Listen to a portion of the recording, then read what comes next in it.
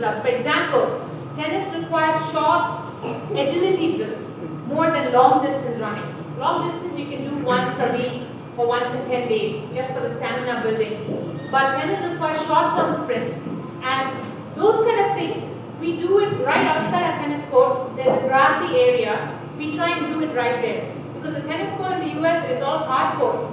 Doing too much of agility drills or quickness drills or sprints on the court is also kind of injurious to the knee. So we try and make sure we do all those things but on a better surface. So we do, these are more specific to slightly more advanced kids who want to play tournaments. So then we make sure we push them.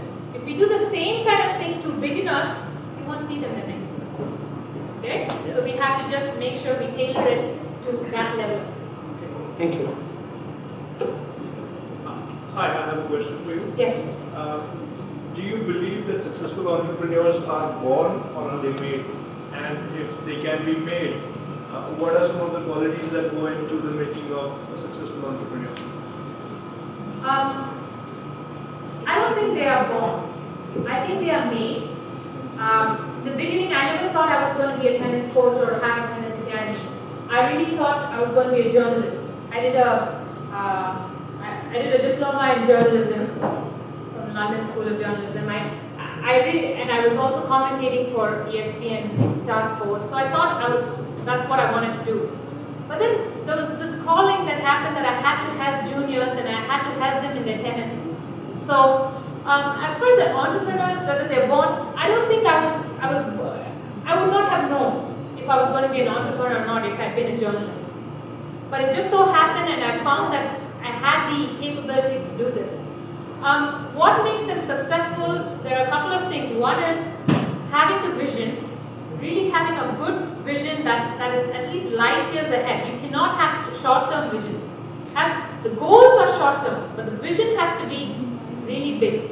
That's one. Second thing is, I actually gave a talk to one of the media people who was from one of the entrepreneur sites as to whenever there are failures, there are going to be failures, and we have to accept that as an entrepreneur. But instead of thinking what, we have to think about the why. Why did I not succeed? Why did I have that failure? What can I do to fix it? So these two things, having the vision and also treating failure and success, almost the same level and trying to rectify it. Instead of trying to think about, oh, I failed, this is so bad. Instead of being in that mode, try to think, okay, I failed. Now what can I do to fix it so that this doesn't happen next time? So these two things, I feel for me, it has helped a lot. And I have to also say that being a tennis player has helped in my business. Because I used to deal with winning and losing on an everyday basis. Every day of my professional career in tennis was measured by a win or a loss. And dealing with losses then really helped me understand that it's okay, it's no big deal, now how can I fix this? And I traveled alone when I was a professional tennis player, so I had to analyze my weaknesses myself. So that, I think, really helped me a lot in my business. Thank you.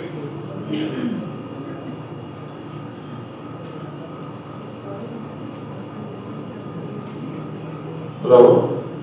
I think when we talk about coaching, I am a new person as far as tennis is concerned. There must be a higher level of coaching which the players who play at a very high levels, they also require coaching. So how do you decide that you don't want to go for that kind of thing and open an academy for people who are just learning to play? People meaning the children, for example. Of course, you define that you want to include all the age groups and all that. But as we could understand, it was basically for beginners, correct? So how did you decide that that is your passion or that is what you wanted to do rather than coach to much higher level of people? I'm sure it was a different experience by itself. Oh, that's a really good question actually. There are many reasons for that. One is, I know I can help a person who's played at a really good level of tennis. But when they've reached a particular level, it comes with also travel. Travel is a big part of the top class players, is that you need to travel with them to make a difference because they are on the tour the whole time or they're playing tournaments. Even if it's a junior, they're playing a lot of tournaments. if I can't, traveling was something that I was not too happy doing. That was one thing that I was very sure about is I wanted to be in one place. And I also had a family. So traveling was out of question. So that's when you have to that's one of the reasons. The second reason is also that if there was a top class player who came to me, I would be ready to help him. So I was not averse to not teaching them. But at the same time, I wanted to help the whole community as in general, rather than just one set of kids. I know most of the top class coaches who travel with top class players, they travel nearly 30 to 35 weeks a year. I could not make that kind of commitment.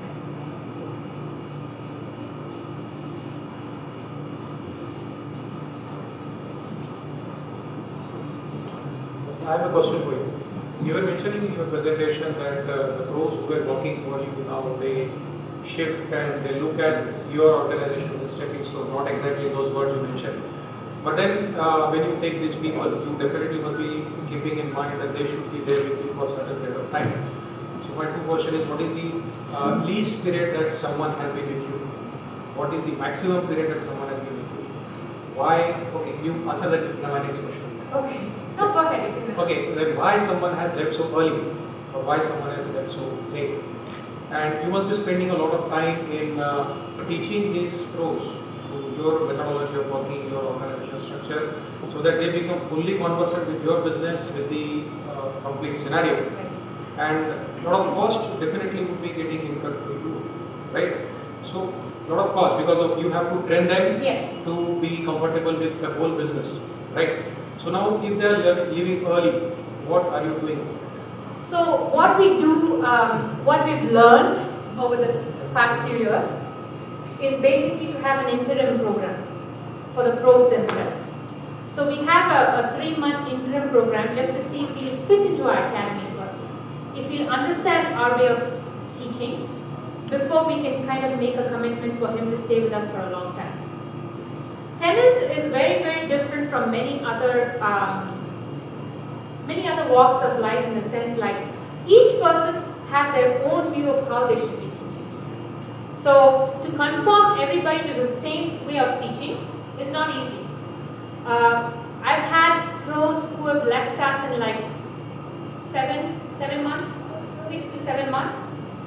I have pros who only come for the summer to teach also. They only come for 6 weeks. And we know that right away. So we only give them the basic format. We're not going to give them private lessons where they're delving with all the technique. So there are different pros for different scenarios. The longest a pro has stayed with me is somebody who's still with me, 8 years. So how do we kind of retain them and make sure, cost associated, there's not cost associated as much as it's time spent for us. Because my brother and I, we actually spend time teaching them how to do things. So it's the time that we waste, it's not as much cost. Cost, we do kind of basically tell them to go and attend a couple of seminars with the USPTR, get accredited themselves, stuff like that. But that happens only after the interim time. After 3 months, we decide to see if they will fit into our organization, if they have the same mindset, if we can work with them, and then only we give them a contract for a longer time.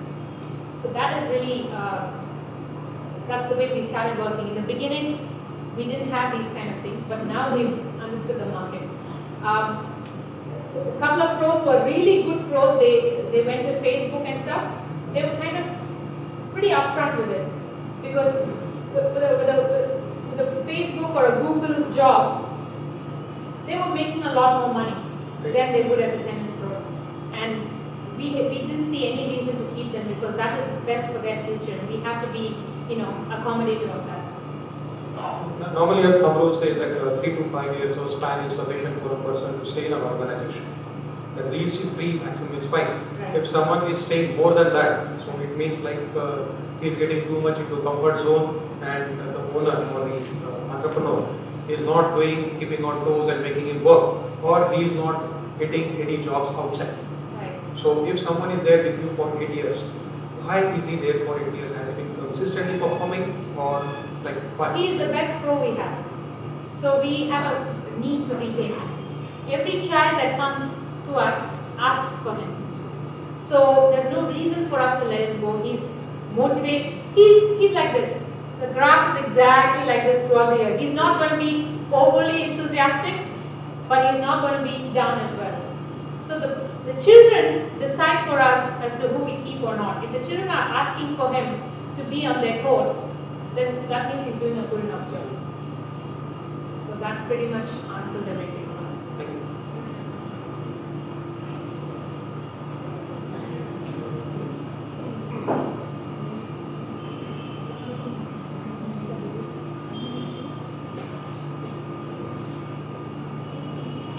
My name is Malvika and I have a question for you. You were born here, you were trained here, so you made your tennis career here in India.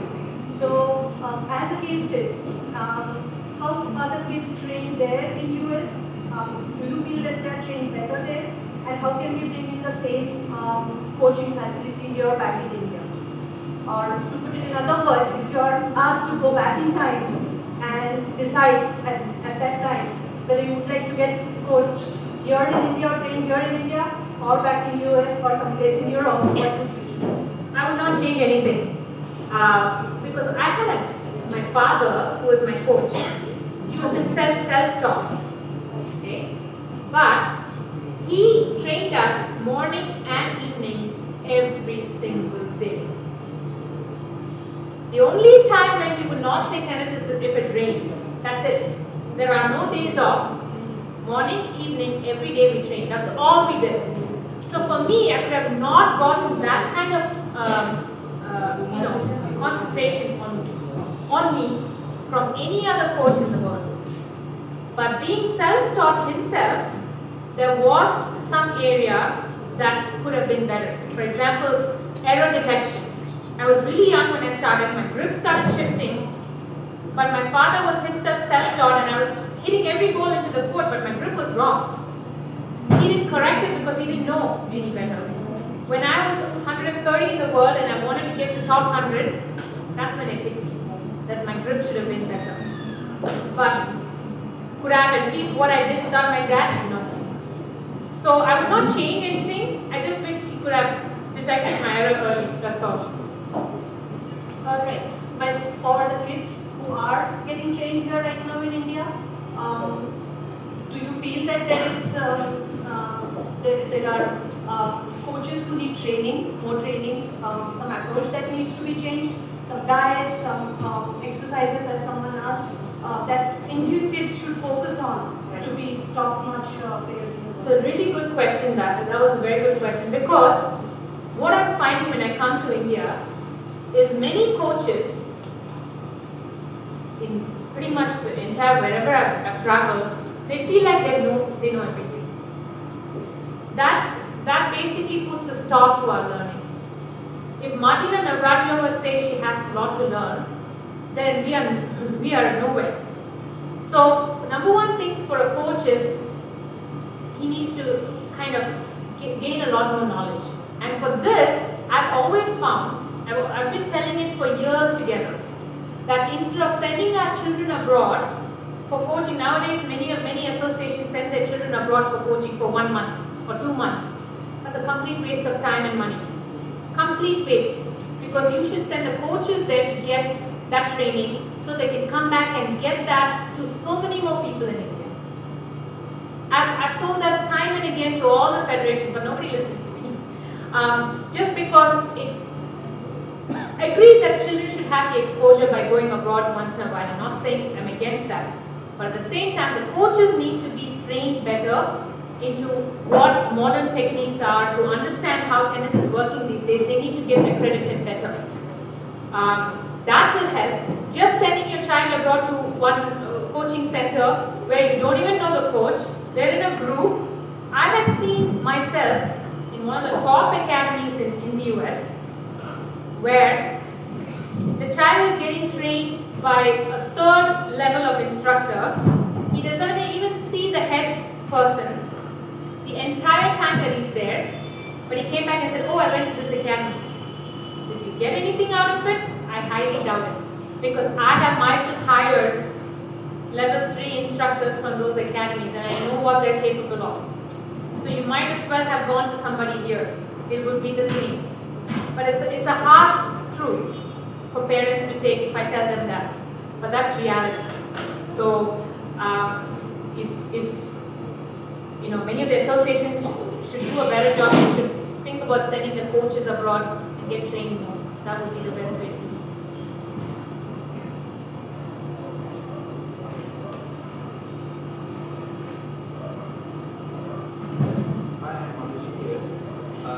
You mentioned we have to change and grow with the time. I can't hear you. You have mentioned we have to change and grow with the time. Yes.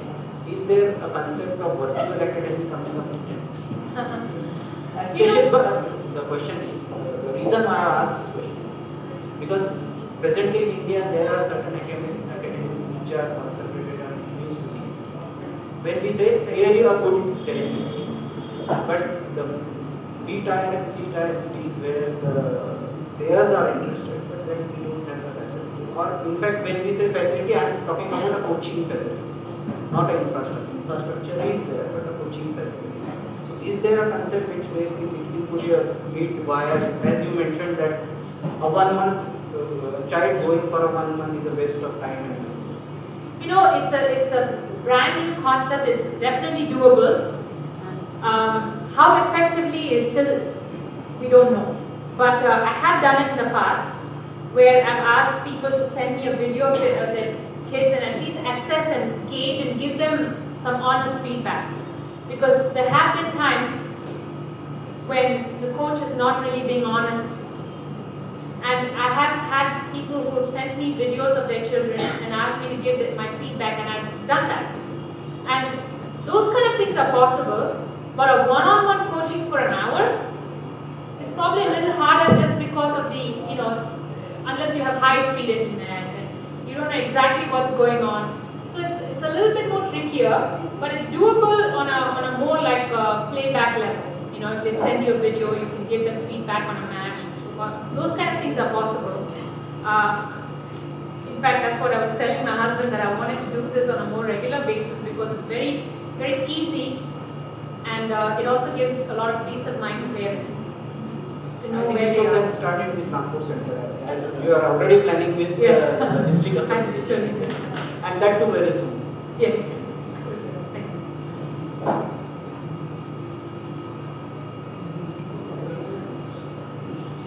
Last question? Last one. You talked about goal setting, targeting. I've seen football academies and other academies, golf academies, who make sure that they want, they target, like within a year I want one to be playing ATP, another one maybe in the Grand Slam or top 50, top 100, whatever. So do you set goals, targets like this, that one of my kids need to be into ATP, something like that? No, that's a very difficult thing to do. It has to come from the child. So you cannot set a goal like I have. We do work with them. We sit together with them and say, this is my expectation for you to get here. But if you give them numbers as to this ranking and this points, those don't really work very well because there's this part. Okay, it's not just tennis. So instead of putting so much pressure on them, giving them more different kind of goals really helps. For example, I'll tell them, you need to be able to hit 90 mile-an-hour serve by this time, or you need to be able to maintain 35 rallies from forehand to forehand, or you have to be able to hit this shot in this scenario. So giving them more tangible goals seem to work so much better because I know if he can do that, he can win that match. But instead of telling them, I need you to do this ranking, that puts too much pressure on them and they will fail. So giving them those kind of goals and putting pressure on them is not a great idea. One last question. How do you rank your academic kids? And what are the plans?